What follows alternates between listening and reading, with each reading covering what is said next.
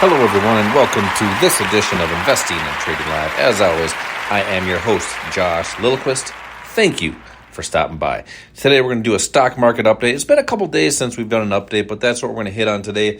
Stocks also showing some great volatility. You look at Best Buy right now, surging, I believe, up around 35% over the course of the last, we'll say, basically the last 3 weeks here. 2.5 to 3 weeks. You have the currency market, the forex market, showing its face and making its move as well. So some great moves there. We'll do a quick commodity update, which is your futures market. Cryptocurrency has been slowing down. You got Bitcoin down to 64,000 and some change. So that one has been slowing down a little bit. But I believe there's a move coming in the future for the cryptocurrency market. So we'll start off with our major market update, S&P 500, Dow Jones, NASDAQ, and the IWM. Before we do that, as we know, there is risk in trading and investing. You can and will lose money at one point in your life. This is strictly for entertainment purposes only, mainly mine. But hopefully you find it entertaining as well. So let's start with the S&P 500. Currently, market is open. It's about 1 o'clock Central Time Zone, and it's 547.38 as we speak. All-time highs once again on the day. Market just really, there's nothing that's going to stop this market. You're looking back on since November, market up 33%. It's just a great move for the stock market. I got these trend lines. I'm looking at my price charts here, and I keep putting in trend lines to see the percent gains, and there's just trend line after trend line after trend line, and it's all going to the upside. So great moves with the S&P 500 up about 42 cents on the day. Dow Jones Industrial Average currently at $388.65. Not quite all-time highs, but we are right near it, up about 7 cents on the day. Same story. This also is up. It was at all-time highs back on the middle of May. QQQ, which is your NASDAQ, 484.75. Also right at all-time highs. Did not peak all-time highs today, as of yet anyway. But yesterday did reach an all-time high of about $486. And let's get an exact number. 486.86 was the high from yesterday, all-time high, and that's just a broken record. So markets just continue to surge. There's really nothing slowing them down. IWM still your lagger of the three, or I should say of the four. A couple demand zones below it that have not gotten down. There might be an opportunity for selling puts on those. Matter of fact, I should look at that before the market closes, and we will do that. And I'll do that as we speak, actually. See if there's any premium. I highly doubt it, but we'll look anyway.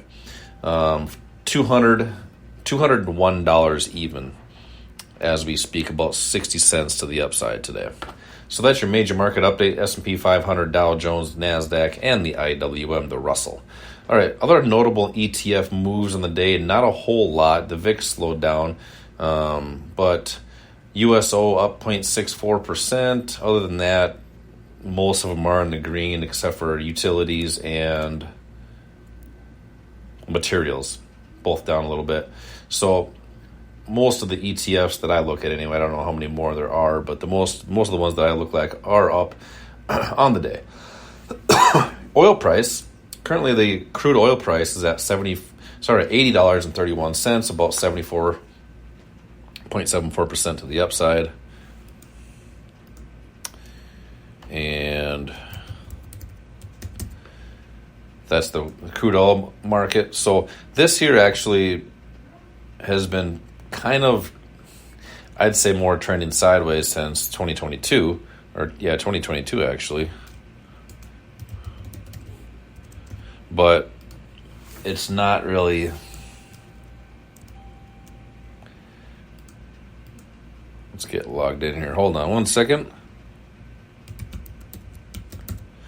The oil market is not really showing a whole lot of strength or anything. It is on the upside for the last few days here, but still, then again, very, very choppy, very volatile market. Nice market for traders. So that's your market update for the crude oil market. And of course, I don't have my passwords for this. Let's try it one more time. Interesting. Okay, here we go.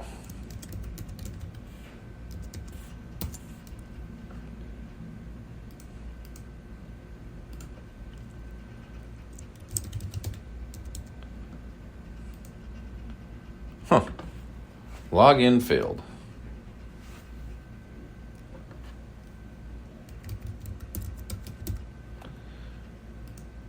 I suppose if I do it one more time, it's not going to let me in.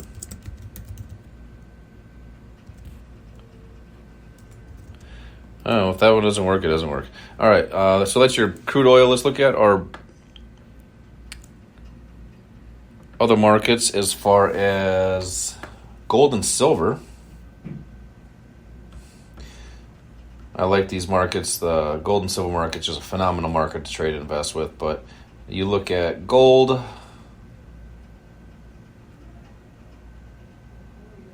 currently at $2,329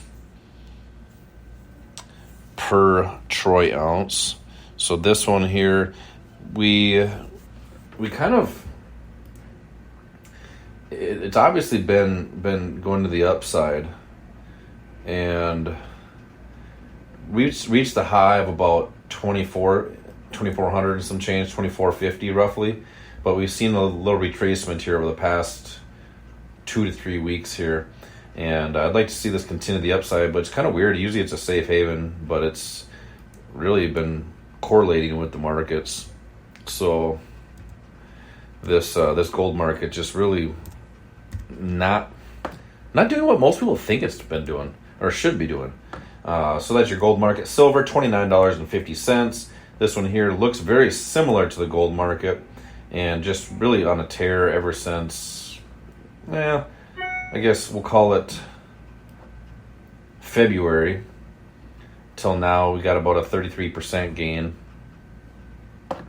So that one looking pretty good as well for those commodity holders, those gold and silver traders and investors. So that's that market. Cryptocurrency, as I mentioned at the beginning, 64,000 as far as Bitcoin, 64,781 now. So this one here is slowing down from 73, almost 74,000 per Bitcoin. I'm still faithful to my mobile token, even though it is down big time. And I do still like the project. Matter of fact, I do have the phone for mobile. And it's really good, $20 per month. You get rewards every single day, and the rewards, even at current prices, are paying for that phone service. It's actually essentially a free phone. So looking good for that. HNT, same story, down about $3.15. So we're looking to see a surge there. I do have a couple opportunities a little bit lower, so we're probably going to see some more downside action, and then I would like to see a pop from there. We'll see what happens moving forward. The Dixie, which is your DXY, your dollar index, this one currently still in a bullish bias, has been sideways for a couple months now, so we'll see what happens with that moving forward. Euro dollar, we have a bearish bias, just missed our entry point by about 10 pips, selling short back at $1.09, and obviously down to $1.07 right now. So just an opportunity that just didn't get to your entry point, which is fine. There'll be another opportunity. Pound dollar also in the bearish bias. We will probably see. Actually, we are in an opportunity right now. So this one here could bring it down to $1.25. Currently at $1.2707. Aussie dollar currently on that one. Yes, I am short on this one currently. And looking to take that down to 65 cents. Just got out of a Aussie yen long back from June 24th. That's not right. That is right. No. June 4th. Sorry. June 4th. So it took 2 weeks to get to the target. That's good. Bring that up to $1.05. And then currently the New Zealand yen, bullish bias on that, and looking to take that up to 97.50. So hopefully we get back up there. We've got a good little trade running right there. So that's your currency market. Other than that, no other major notables to talk about. Stocks, let's go to Best Buy. I mentioned at the beginning, Best Buy up about 35% in the past, since May 27th or so, May 22nd actually. And I think there was their earnings. They had good earnings, a surprise of negative revenue, which is odd. But their dividends was on Thursday. They'll have 94 cents in their dividends, so maybe people are buying it to, I don't know. Not a bad dividend, though, but they do have earnings coming up on the 27th of August. So that's your Best Buy market. All right, XLU might be showing an opportunity. See if there's any opportunity there. We're negative on the percent Bollinger Band, but zero volatility. There's this market in options until you do, NVIDIA actually has a little bit of volatility, but it's so high you can't really. That's a tough one. Chewy, what's Chewy? Maybe granola bars. That has major volatility, but that is up big time and down on the day. That's not even worth looking at. CLS, which is Celestica. No. Just not a whole lot of meat on the bone for selling puts on anything. McDonald's just doesn't have any volatility either, even though it's low on the percent Bollinger Band. Just not giving anything. So it's not a whole lot of opportunities with options on that. But going back to Best Buy, currently at $93.45.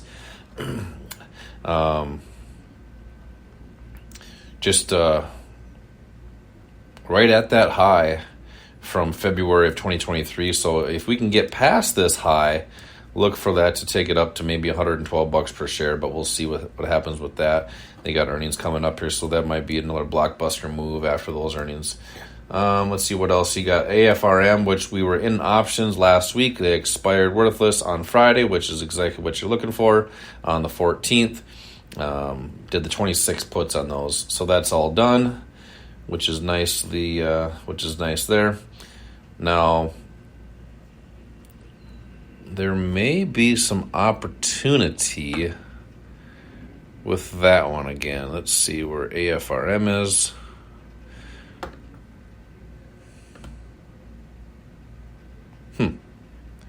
AFRM.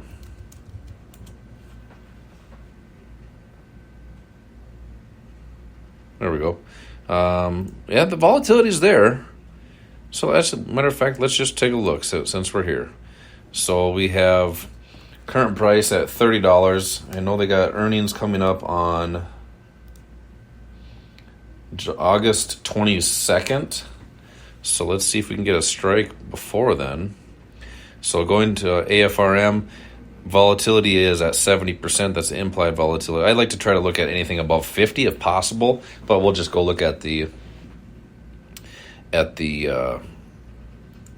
strike prices on that and just see what it's offering.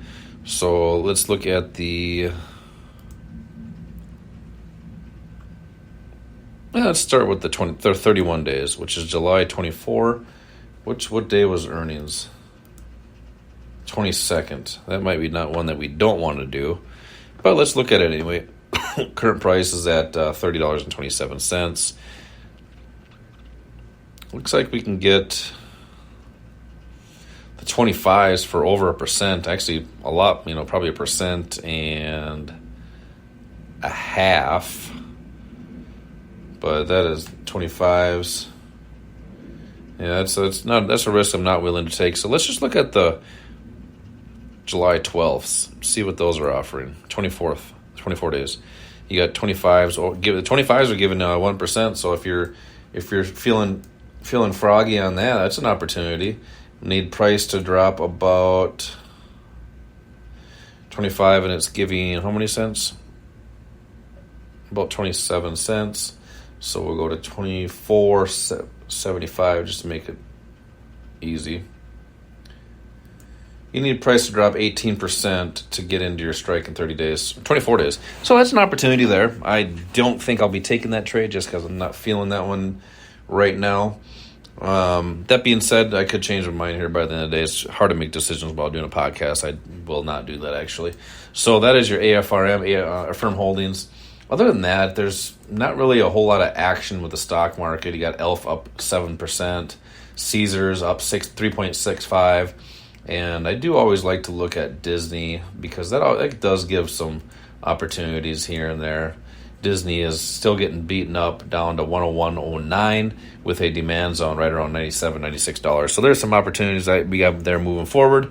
So that, my friends, is your stock market update, crypto update, currency market update, which is your forex market, and commodities as far as gold, silver, and oil.